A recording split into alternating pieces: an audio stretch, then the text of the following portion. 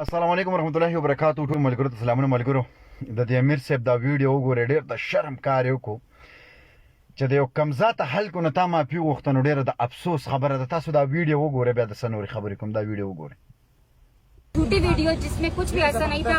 تو آج میں تھانے آئی تھی، میں نے رپورٹ کی تھی اور یہ ان کو ساتھ لے کر آئی تھی. بتائیں آپ. جی سندل کے ویڈیو، میری ویڈیو کی وجہ سے اگر سندل کو کوئی دکھ پہنچا ہے اور اس کو کوئی تکلیف پہنچا ہے اس کے فیملی سائڈ سے، تو میں ان سب سے معذرت کرتا ہوں اور انشاءاللہ میں آئندہ یہ کوشش کروں گا کہ جس چیز کی پکی پروف نہ ہو وہ وائرل. ہاں تو پلیز آپ میرے بارے میں ایسے غلط انفارمیشن نہ دیا کریں لوگوں کو، کیونکہ لوگ پھر ایسا سمجھتے ہیں کہ اب کی ایسی بات ہے.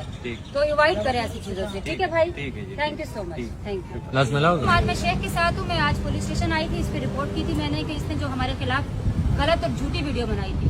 تو یہ بول رہے ہیں کہ میں اس چیز کے لیے معافی مانگتا ہوں. میں آج کے بعد ایسی ویڈیو نہیں بناؤں گا خلاف آپ لوگوں کی جھوٹی ویڈیو. میرے نشاط سندل خټکو دی رالو بنتینگ تا چیرا مطلب دا مهربانه دی راغلی دی او صدا مې دا مال راغلی دی ملیشیا ته زما پستر ګو راغلی دی او دی تاسو خپکړی دی او دی تاسو ویډیوګانو په جو خپ شوې دي. دی دوړو خپګان ناغله او بس دی بردنه ما پی غواړي، دی بردنه غواړي، معاملې ختم شو. نو لکه زمونږ د وجه کو سندل خټک ته یا ګل چاحت ته سخت دک رسیدلې تکلیف بیا خو غلط ویډیو نه جوړوي، بیا به غلط نه ان شاء الله چې بیا کوم نو سره د ثبوت به کو کنه.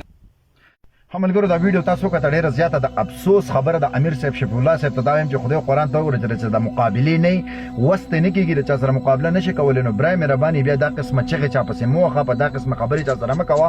ته د یو داسې سړي د مقابله هم ته ونه کړه چې هغه نه تین دی او نه تیره، ته هغه ته کار ومنو.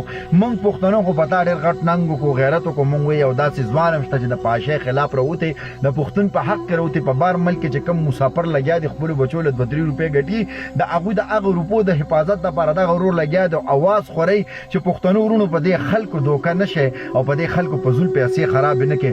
خو موږ ته څه پته وه چې شفیع الله به د دومره معمولي دمکۍ سره چې دغلته څه تاڼه ماڼه څه قصه قطاره شوې ورغلې او دې راغلې نه تین نه تیره نه ډایرکټ معافي غوښتې. نو ډېره زیاته د افسوس خبره ده، ډېره زیاته. شفیع الله به موږ خو ته یو ننګیالۍ غیرتي پښتون، خو افسوس چې د ننګ او د غیرت کم کار دی کړی هغه دې په نیمه کې پرېښود. ټول پښتانه دې سر ټیټه کړه او ډېره زیاته غلطي دې وکړه چې تا د یو داسې مخلوقې نه معافي وغوښته چې یوه هغه واله ده او دا بل نه تین دی او نه تیره.